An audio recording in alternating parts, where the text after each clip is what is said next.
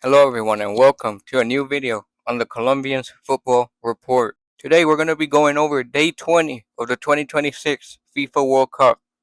Now first off, let me just say this video is later than I usually make them because usually I make these videos right after the end of all the games that took place on the same day, but I'm making this video on the next day because last night I was just very tired. I needed to go to sleep, so this video is a bit later than usual, but the video for day 21 it will be at nighttime just like it always is. So let's talk about the games that took place yesterday, but before we get into that, make sure to subscribe to the channel because 83% of the people who watch my videos are not subscribed to the channel. So make sure you subscribe so that I can continue to grow and make better content in the future as a result of that. The first game that took place yesterday was the Ivory Coast versus Norway, and I knew this would be a close game. I knew both of these teams would think that they will have a real chance of going through, and the game was definitely close. Both teams they had their fair share of opportunities, but I would say in the first half, Norway were still the slightly better team. They had the ball more and they were creating more chances. They really couldn't form good, clear cut chances, just kind of like half chances. The same with the Ivory Coast. There, in general, the first like 30 minutes or so were kind of dull. Both teams, they were kind of like getting used to the game. However, in the 39th minute, Nusa was cutting in on that left hand side, just inside the box, and he managed to curl the ball right into the top corner. And Norway had a 1-0 lead. They were probably the slightly better team, so it was deserved. And Nusa, he seems like a great player from RB Leipzig, and he's still very young. That was a fantastic finish from him.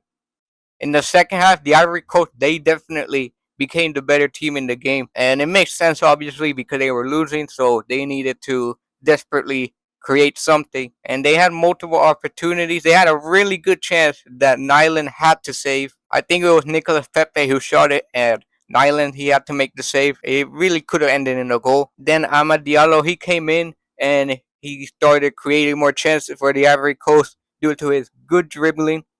He's just a very tough player to stop because he's short, small, but he's also quick and really good at dribbling. I don't think it's a crazy thing to say that he is the Ivorian Messi because his play style is relatively similar, and he's also left-footed, of course.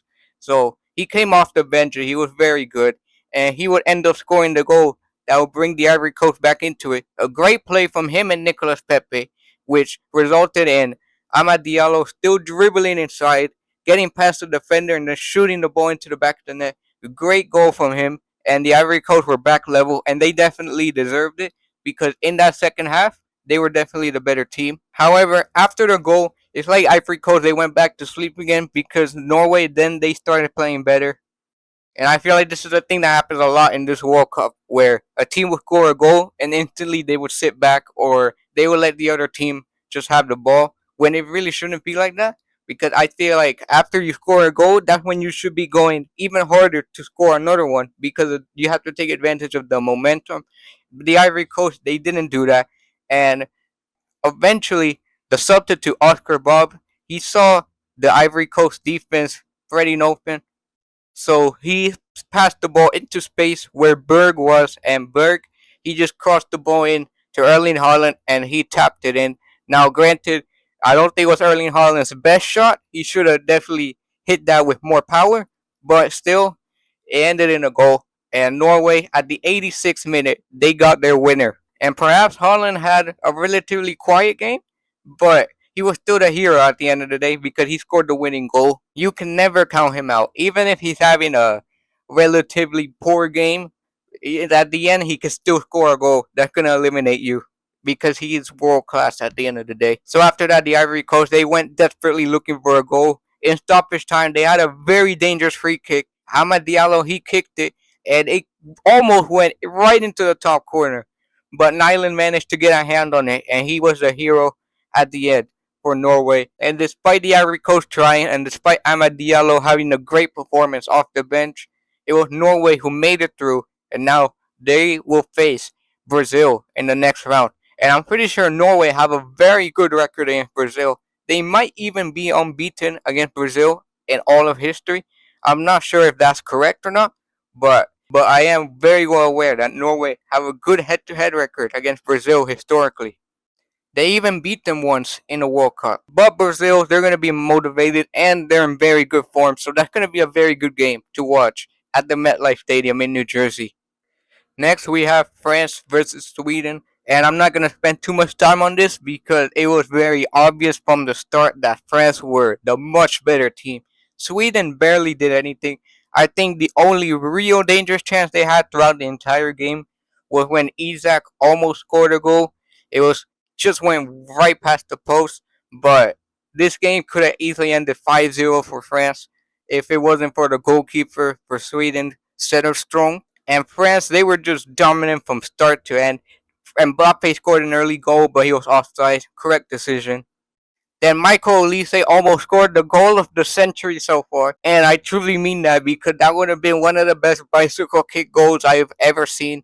He literally got it on the edge of the box. Somehow, he managed to flip himself over. He got a lot of height on his jump, and his bicycle kick just managed to hit the post. I'm honestly upset that it didn't win it because it would have been the best goal I've ever seen. Genuinely, and I mean that because that goal would have been incredible. And France, they kept attacking. Olise, he had multiple good chances from outside the box. One of them was saved. And eventually, the one that was saved led to a corner, which led to Dembele passing the ball to Mbappe. And Mbappe, he cut inside the box, and he finally scored at the 45th minute. It took a long time for France to finally score the first goal of the game. But once they scored it, the game opened up much more, and it was very obvious that France deserved that goal because Sweden were just sitting back. They were holding on for dear life. Meanwhile, France, they were just having opportunity after opportunity. And in the second half, the trend continued.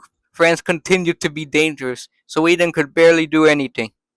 At best, Sweden just had some half chances from far out, and that's it. Meanwhile, France, they were still creating. Olise, he was very good in that playmaking role, and he got his first assist of the game when he saw Barcola with space, so he passed it to him. Barcola inside the box, he finished it off brilliantly, and France, they had a 2-0 lead early in the second half, and it felt like at that moment that it was already game over.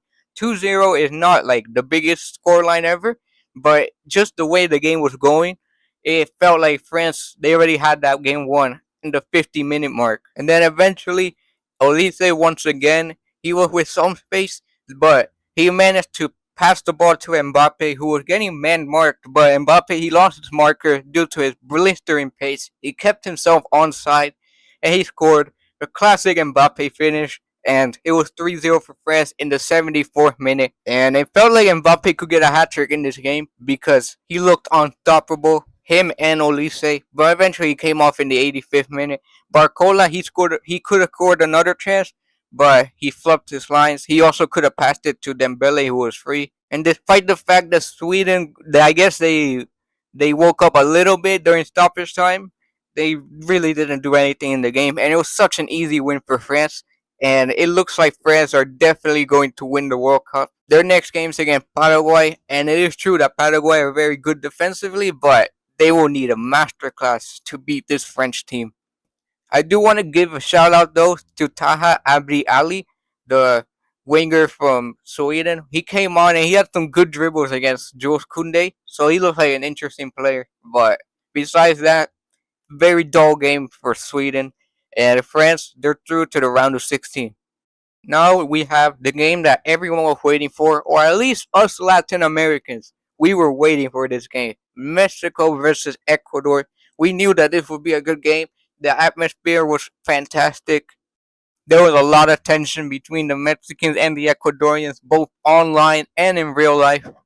Online, both of these sets of fans were throwing insults at each other, and in real life, Mexican fans, they were disrupting the Ecuadorian hotel right the night before the game so that the Ecuadorian players wouldn't have good rest before this game. And it clearly showed in the game because Mexico from minute one were the dominant team. Many people say that Ecuador have one of the best defense in the world, and I have to agree. But last night it didn't look like that because Mexico, they were just blistering past all of them.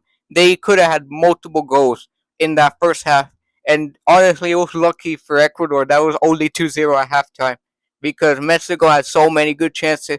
Julian Quiñones, he was out of his mind. Gilberto Mora, the 17-year-old, he was amazing in that game. And in the point of the game where Ecuador, they finally pushed their back line a little bit higher up the field, that was when Mexico finally took advantage and they scored their first goal of the game. It was well deserved because they definitely deserved to take the lead. And it was Piojo Alvarado who put in the perfect pass for Julian Quiñones, who was just inside his own half, so it wasn't offside. And he managed to finish the goal. Very good goal, an absolute banger of a shot. There was nothing Galindez could do to save it, and it was 1-0 for Mexico at the 20th minute mark. And Mexico, they didn't slow down after that goal. They kept pushing for another one, and eventually they would get the other one. Just 9 minutes after the first, they got their second because Julian Quiñones, he passed it to Raul Jimenez, who had some space on the edge of the box, and he shot it right into the top corner. Again, Galindez couldn't save it. There was nothing he could do to save that. And despite the Ecuadorian player Yeboah having some good attacks here or there was nothing else that Ecuador did in that game. Everyone else was terrible. I think many Ecuadorians would agree with me that Yeboah was the only one who looked like he was trying something in that first half. Also, a terrible game for Ordonez because he also basically gifted the second goal because he passed the ball straight to a Mexican player, and that eventually ended up in the goal from Raul Jimenez. And Ener Valencia, once again, he was very bad. I think for sure this has to be his last game for the Ecuadorian national team. In the second half, Mexico, they weren't as dominant, but that makes sense because they were now just trying to control the game, be strong defensively, and to not really force their players to waste too much stamina because their next game is just in a few days. The World Cup is very top heavy. And Mexico, they did a great job of just controlling the game. Even when they didn't have the ball, they were defending well. They didn't let Ecuador have really any good chances. I think Rangel only had to make like one big save, and that was it. Besides that, Ecuador literally did nothing in this game. And both the center backs for Mexico and Vasquez and Montes were very good. The midfield was good. Romo, he had a lot of criticism from Mexican fans, but he had a very solid game. And Lira, he's definitely getting a move after this World Cup. He has proven to be Mexico's best defensive midfielder, even better than Edson Alvarez. And Mexico, they were just dominant from start to finish. They didn't let Ecuador create anything. There was a moment in the game when Quiñones told Moises Caicedo to quiet down, and it really did feel like even in the mental state, Ecuador were just not in that game.